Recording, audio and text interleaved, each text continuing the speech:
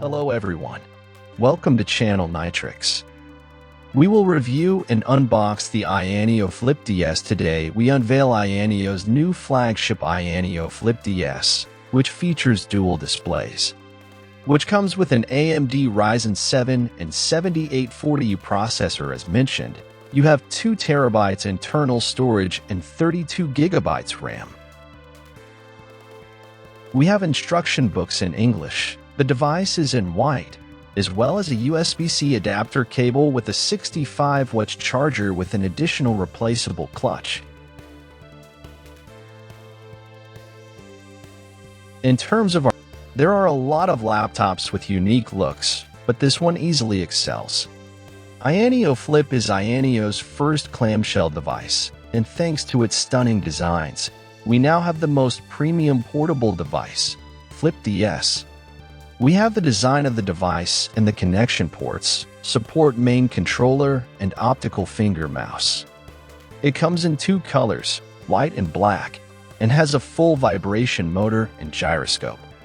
In terms of our entrances, USB 4 Type-C and USB 3.2 Type-C, an Oculink port and micro SD card slot 3.5mm audio jack.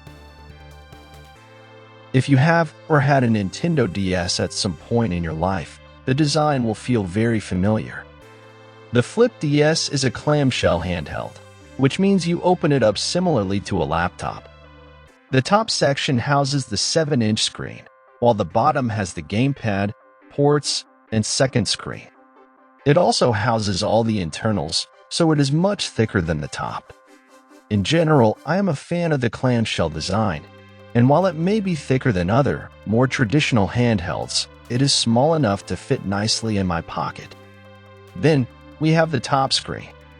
The 7-inch screen is bright and vibrant, something I noticed throughout my time using it. There are also 3 angles you can set the screen at when it is open: 120, 150, and 180 degrees. I tended to use the 120 and 150 much more than the 180, but I loved having the option. While I was working and needed the Flip DS to download a game while I wrote, I would set it at 120, but while gaming and holding the device, 150 was my go-to.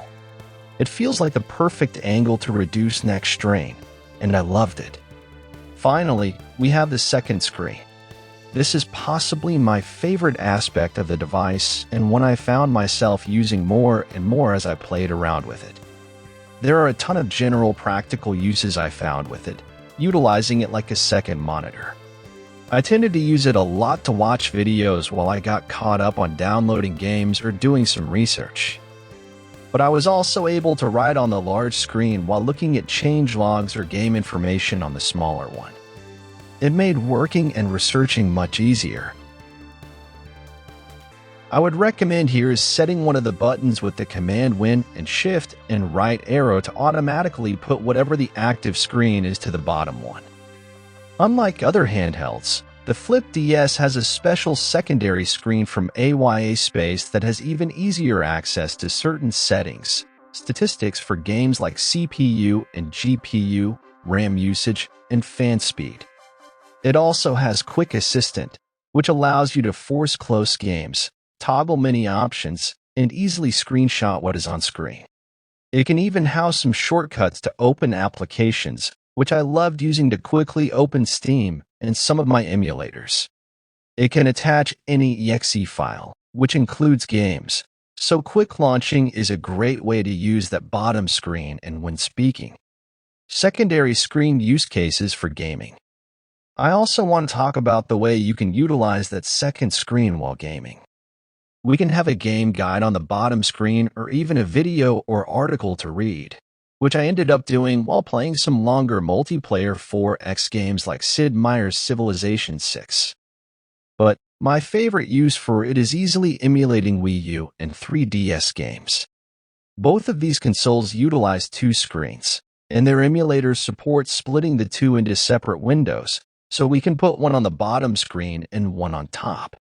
Original DS games do utilize 2 screens as well, but unfortunately, no emulator outright supports doing this, There is an application called On-Top Replica, which allows us to take a part of the screen and turn it into a second window.